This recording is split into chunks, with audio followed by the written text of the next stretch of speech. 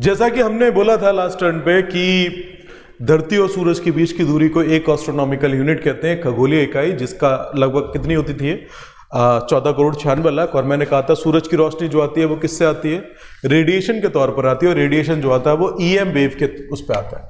और मैंने कहा कि ईएम वेव, जरा यहाँ पे देखो तो मैंने ये लिखा हुआ है, ये पहले लिख दिया था, ठीक, does not deflect in electric और मैग्नेटिक मीडियम।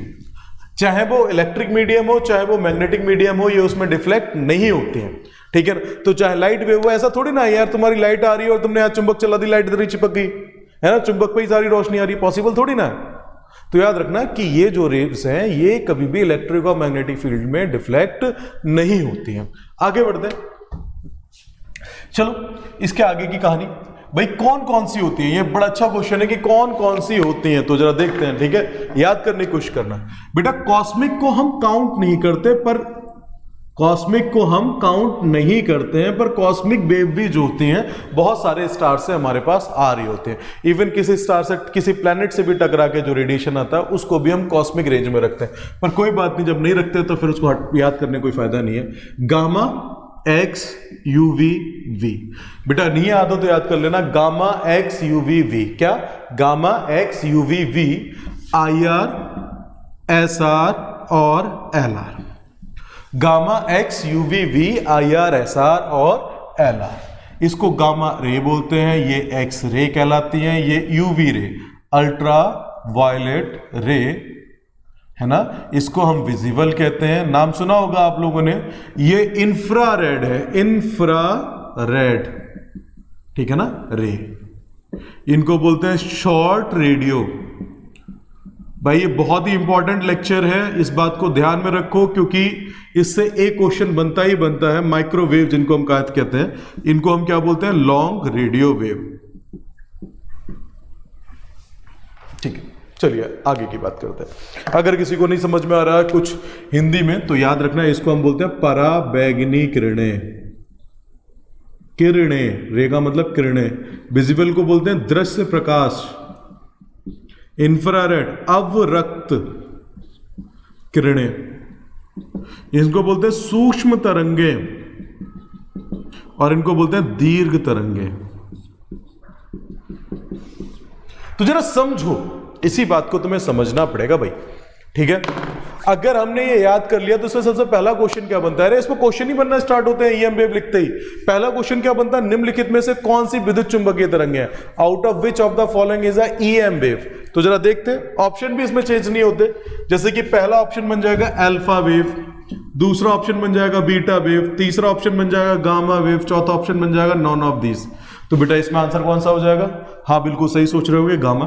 या क्वेश्चन बन सकता है निम्नलिखित में से कौन सी ईएम वेव से, तो बेटा sound, option number A, option number B light, option number C both, और option number D none.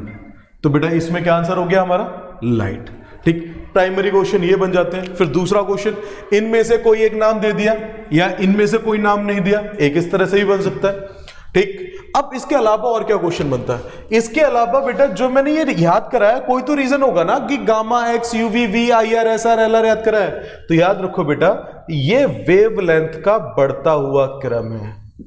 Wavelength Hindi में कहते हैं तरंग दैर्ध्य, ठीक, लैम्डा, इसका बढ़ता हुआ क्रम है। Gamma X UV V, I R, S R, L R, ये इनका कौन सा क्रम है, बढ़ता हुआ क्रम है।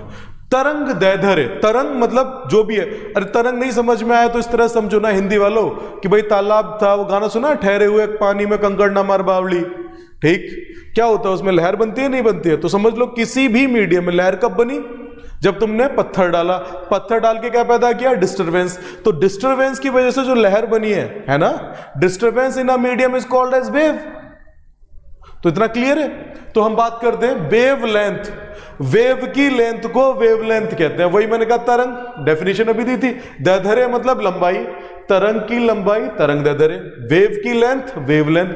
कभी भूल जाओ भैया तो याद रखना वेव की लेंथ को वेवलेंथ कहते हैं, और वेव की डेफिनेशन अभी मैंने क्या दी थी, वही ठहरे हुए पानी में कंकड़ ना मार बावली, डिस्टरबेंस इन अ मीडियम, ठीक है ना।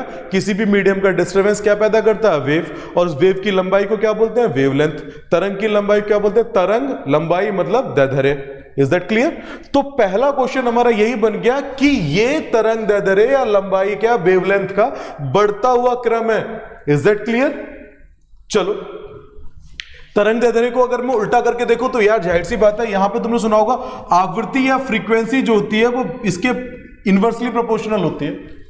आवृत्ति, फ्रीक्वेंसी अगर याद करना है तो मेरा नाम याद कर लो, आरपीएस, राउंड पर सेकेंड, एक सेकेंड में होने वाले चक्करों की संख्या। चक्कर तुम्हारे चल रहे होंगे ना, बस एक सेकेंड में होने वाले चक्करों की संख्या को क्या बोलते हैं? फ्रीक्वेंसी। क्या बोलते हैं? फ्रीक्वेंसी। ठीक है ना? इसका यह मतलब नहीं है कल को मेरी बीवी को फ्रीक्वेंसी चिल्लाओ, ठीक? तो लैम्डा ज्यादा होगा तो फ्रीक्वेंसी कम होगी। सिंपल समझो यार, पड़ोस में घर है किसी का, जानते होगे किसका होगा? दिन के तुम्हारे 100 चक्कर लगेंगे, क्यों? पास में है। अब सोचो अगर वही बंदा तुमसे 50 किलोमीटर दूर हो जाए, ठीक, तो चक्कर उतने ही लगेंगे, फिर बेटा दूसरे चक्कर लगाएगा ना, तुम क्यों लगाओगे? ठीक, तो अगर कोई चीज पास में तो ज्यादा चक्कर लग रहे हैं, फिर तो भाई कपड़े धूप में डालने भी तुम ही जाओगे, मम्मी थोड़ी ना जाएगी, चक्कर लगाने हैं ना। लेकिन अगर दूर हो जाए फिर, तो याद रखना दूरी बढ़ने से चक्करों की संख्या कम होती है। समझ गए होगे समझदार हो? ऐसे समझ लो ना कि छोटा ट्रैक है तो ज्यादा चक्कर, क्योंकि छोटा ट्रैक है, ज्यादा लंबा ट्रैक है तो कम चक्कर। तो याद रखो ऊपर से नीचे आने पर वेवलेंथ बढ़ रही है, तो नीचे से ऊपर जाने पर चक्करों की संख्या बढ़ रही होगी, और चक्करों की संख्या को हम क्या बोलते हैं? फ्रीक्वेंसी। हिंदी वालों आवृत्ति। ठीक, और याद रखो जब जब फ्रीक्वेंसी बढ़ती है तब तब एनर्जी भी बढ़ती है। तो ऊपर से नीचे आने पर क्या होता है भाई? वेवलेंथ का बढ़ता हुआ क्रम है, और नीचे से ऊपर जाने पर किसका बढ़ता हुआ क्रम है? एनर्जी का बढ़ता हुआ क्रम है। आई होप सबको क्लियर हो गया होगा। चलो यहां पे एक और चीज मैं तुम्हारे साथ डिस्कस करता हूं कि रे और वेव में क्या अंतर होता है। याद रखना बेटा, वो वेव जिनके पास ज्यादा एनर्जी होती है उन्हें हम किरणें कहते हैं, रे कहते हैं। वो वेव जिनके पास ज्यादा एनर्जी होती है उन्हें हम किरणें कहते हैं या रे कहते हैं।